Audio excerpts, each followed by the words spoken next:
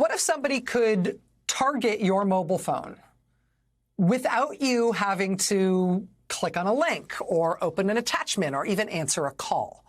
What if just by having your phone number, someone who wished you harm could take complete control of your phone from afar? Again, without you doing anything wrong and without you knowing that they had control of it.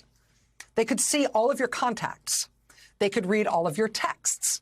They could read all of your emails. They could see all of your photos and videos. They could see everything in your calendar. They could listen in on all of your calls. Without you knowing, they could use the location data in your phone to pinpoint your exact personal location at any time, 24 hours a day. They could turn on the microphone in your phone to listen in wherever you are. They could turn on the camera on your phone to see you and see whatever you're doing, again, without you ever knowing that they were doing it. And again, without you doing anything wrong to make it possible. It turns out that kind of technology exists, where somebody, without you knowing, can access your phone and do all of those things on your phone and see everything that you do on your phone and have done on your phone. That technology exists. Imagine how dangerous a tool that would be against civil rights activists. Imagine how dangerous a tool that would have been against the Martin Luther King era civil rights movement.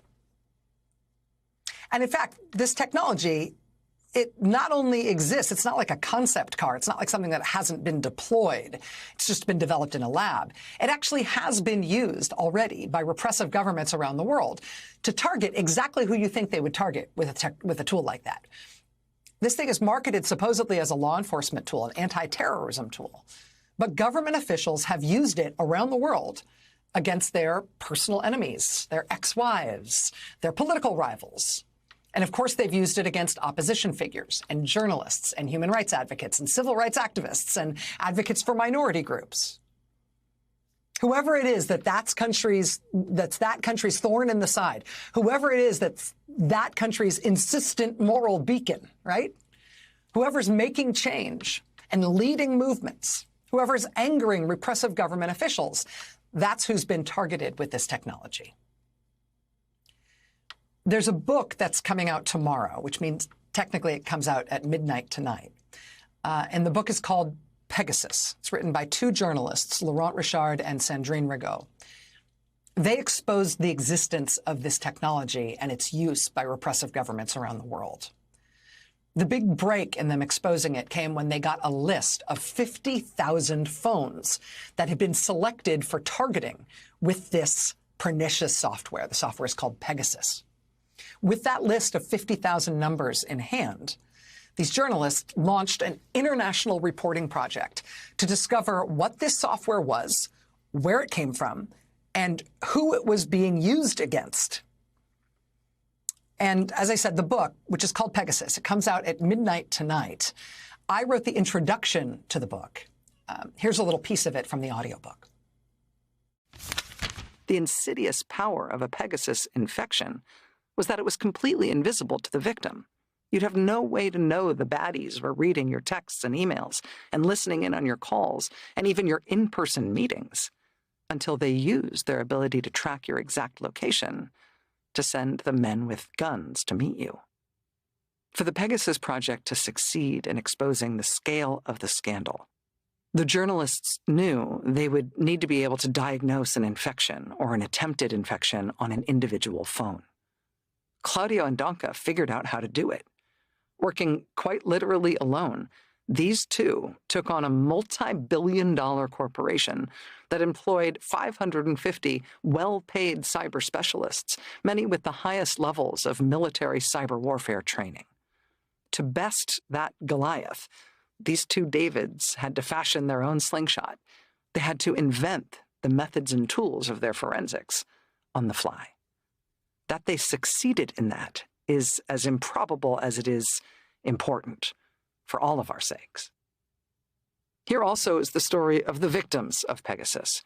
Among them are those who hold enough power that you might expect they'd be protected from this kind of totalist intrusion.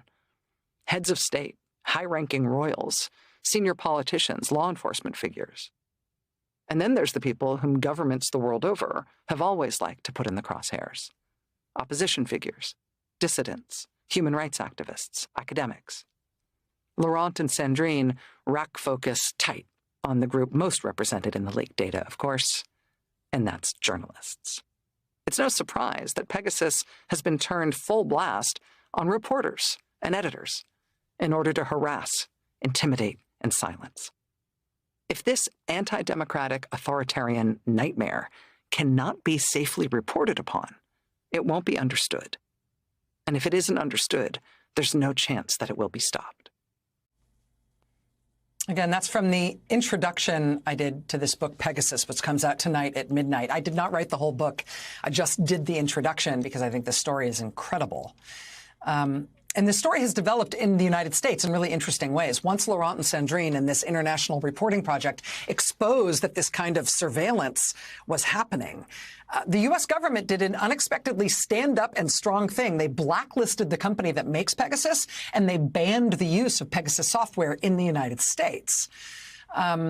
That didn't stop it around the world. This is still a live issue, and it's actually still a live issue in the United States. Just last week, the U.S. Supreme Court let the company WhatsApp go ahead and sue the company that makes Pegasus. WhatsApp gets to sue Pegasus, gets to sue the company that makes Pegasus for using their software to break into people's phones and spy on people's encrypted messages on WhatsApp. So that sort of intra-tech civil lawsuit is going to go ahead, and that could be a big deal. This is a live issue. This is hotly contested territory.